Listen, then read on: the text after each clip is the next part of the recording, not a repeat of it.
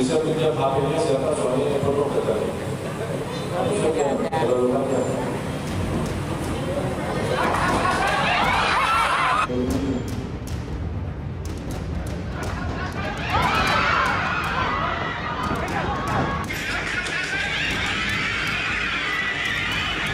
Jadi kemarin bagi saya pengalaman baru. Saya tidak diangkat karena di saat itu saya belum mulai ceramah.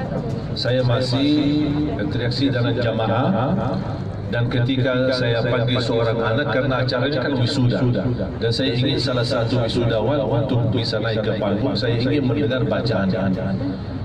Dan saya punya kebiasaan, apalagi di kalangan anak-anak, mungkin para wartawan dan semua jamaah sudah melihat biasa saya memimpin anak-anak di acara Hafiz Indonesia. Dan saya merasa dekat dengan anak-anak, makanya saya panggil salah satu anak untuk membacakan Al-Fatihah.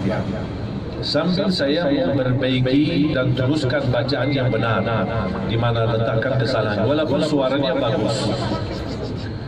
Habis saya teriksa dan tes bacaannya, saya masih fokus di hadapan jamaah dan di sebelah kiri. Saya tidak melihat ke sebelah kanan karena posisi sebelah kanan cukup sepi.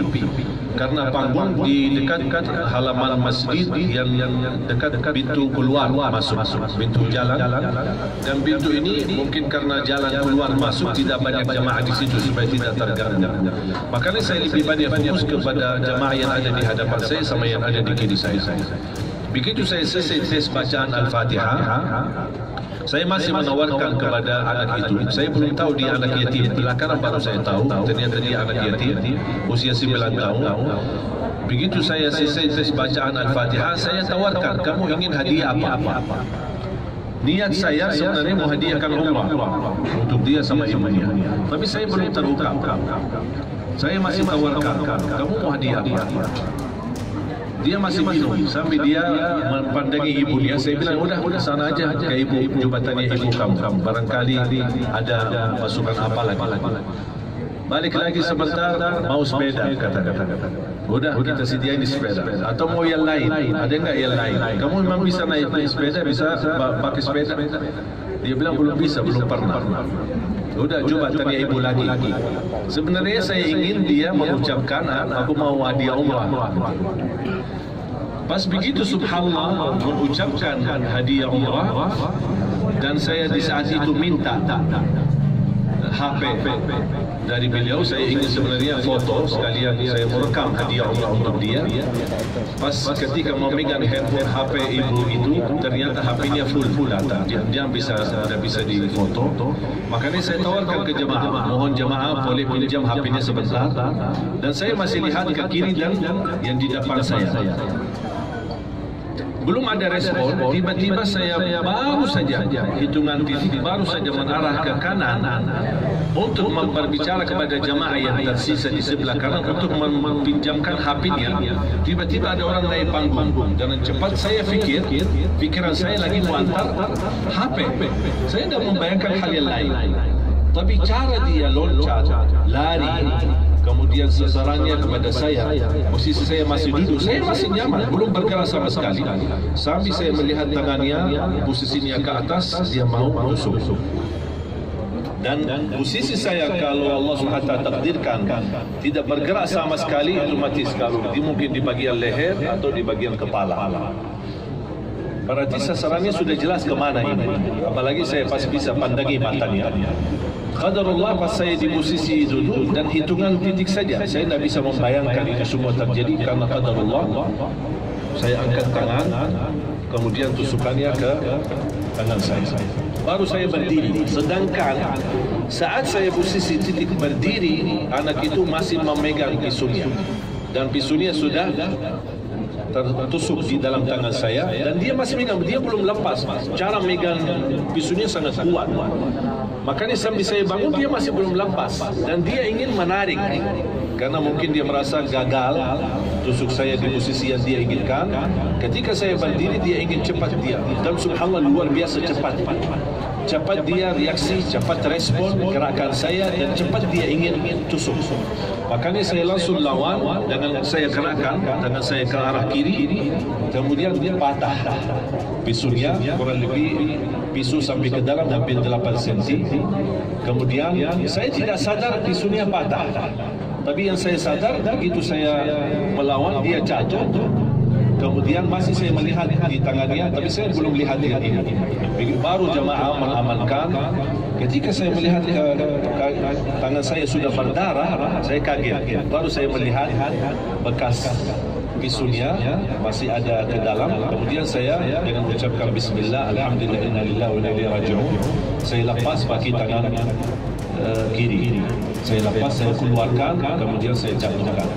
Langsung diamankan oleh jamaah menjadi barang bukti. Begitu saya fokus untuk selamatkan tangan saya melihat jamaah sudah mulai hajar dan mukul pelaku. Dan saya jujur saja merasa kasihan, langsung turun dari panggung untuk selamatkan dia. Sambil saya jemaah, jangan, tahan, jangan, tidak boleh, dia manusia, kasihan. Dia bersalah, tapi jangan kita berbuat salah lebih besar. Dan saya membela dia, dan alhamdulillah sampai ada seorang jemaah rasanya kayak marah lah gitu. Dia malah tusuk, malah saya yang bela dia gitu, mau selamatkan. Ini memang tugas kita, dan akhlak yang mulia teruji ketika di dalam ujian. Kalau lagi senang-senang aman-aman, bukan ujian akhlak mulia, tapi ketika kena musibah, apalagi menghadapi musuh, disinilah terlihat bagaimana kunci kemuliaan akhlak kita. Apakah kita bisa lulus atau gagal? Allah berikan keterangan, bukan karena saya hebat, bukan saya punya kelebihan apa-apa, tapi Allah berikan keterangan di hati. Dan selalu saya jaga wirid baca suratul Baqarah setiap hari, tidak putus-putus. Dan salah satu yang saya yakini, perlindungan yang terjadi di saya hari itu adalah karena keberkahan suratul Baqarah. Dan itu yang diajarkan oleh Rasulullah SAW. Begitu sudah diamankan, dan kemudian di saat mau ditarik, sampai saya lihat ada seorang jamaah, cara menarik pelaku ini mohon kurang sopan, seperti karung. Akhirnya saya bilang jangan, tolong angkat, berdirikan, dari berdiri, baru diamankan di posisi ruang masjid sambil menunggu aparat keamanan yang datang. Begitu datang petugas polisi, di saat yang sama saya sudah diantar ke tempat yang terdekat, puskesmas, untuk berobat. Dan alhamdulillah terlihat lukanya cukup dalam. Kemudian dijahit, hampir 6 jahitan di bagian dalam di dagingnya, baru dibikin jahitan di bagian di luar. Para pejabat pimpinan teroris, sabar. Jangan kita menimbulkan hukum apapun, jangan kita berburuk sangka. Kita harus menjaga baik sangka, husnuzan. Jangan kita suuzzan. Banyak orang berupaya memadamkan cahaya Al-Quran, tapi percaya dan yakini tidak ada yang mampu memadamkan cahaya Al-Quran. Saya seorang membawa Al-Quran di Indonesia, memperjuangkan hak Quran, hafalan Al-Quran, tidak punya tujuan yang lain. Mencintai Al-Quran, berakhlak Al-Quran, dan insya-Allah dengan apa yang terjadi ini justru membuat saya lebih semangat. Makanya semua acara, rangkaian acara saya bilang jangan ditunda, jangan digeserkan. Kalau Allah takdirkan kita mati di jalan Allah, lebih baik mati di jalan Allah daripada mati di masjid. Maaf, daripada mati di hotel atau mati di rumah. Ya mendingan mati di masjid, mendingan mati pas lagi dakwah. Karena dakwah ini adalah jalan para nabi dan rasul, bukan jalan sembarangan orang. Makanya alhamdulillah wa syukurillah, Allah berikan kemudahan bisa berdakwah, bisa terus memperjuangkan. Di malam itu pun habis kejadian musibah, saya isi lagi acara tausiah dan tabligh akhbar di Masjid Ar-Rahim, Baitul Rahim. Dan alhamdulillah hari ini kita bisa bersama-sama ramah tamah, dan insyaAllah nanti siang saya akan kembali ke Jakarta. Dan saya dapat perhatian dari aparat keamanan dan di tempat, kemudian Pak Kapolda sendiri langsung turun tangan, bahkan bertemu dengan saya. Saya terima telefon dari Wakapolri dan juga dapat perhatian langsung dari Pak Titu, dan semua memberikan respon dan akan mendalami kasus ini dengan sedalam-dalamnya dan sebaik-baiknya untuk mengetahui siapa yang di belakang pelaku ini. Karena saya tidak terima Pelaku ini dianggap gila karena cara reaksi berhadapan saya sambil dia tusuk, dia lapas, kemudian mau tusuk lagi, tapi karena bata pisunya adalah kekuatan dan keberanian. Mohon maaf, bukan orang yang gangguan jiwa. Dia sangat sadar dan sangat berani, bahkan sangat terlatih. Dan kalau kata terlatih, berarti ada orang yang di belakang dia. Siapa? Wallahu a'lam. Biarkan saja proses hukum berjalan, kita doa bersama, dan saya harap aparat keamanan menjalankan tugasnya dengan amanah, menjalankan tugasnya dengan jujur, dan kepercayaan saya kepada mereka sangat luar biasa. Mudah-mudahan tidak terjadi salah gunakan. Dan kita harap proses hukum diseriuskan. Ini sebenarnya bukan untuk pribadi saya, tapi untuk seluruh para ulama, para da'i, para habaib di negeri kita Indonesia, supaya orang tidak menjadikan mereka sasaran untuk hanya menghabiskan agama dan menghabiskan ulama.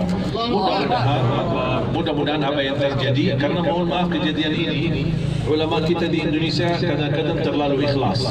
Ada musibah, ya udahlah, maafkan, udahlah, ikhlaskan. Mau sampai kapan?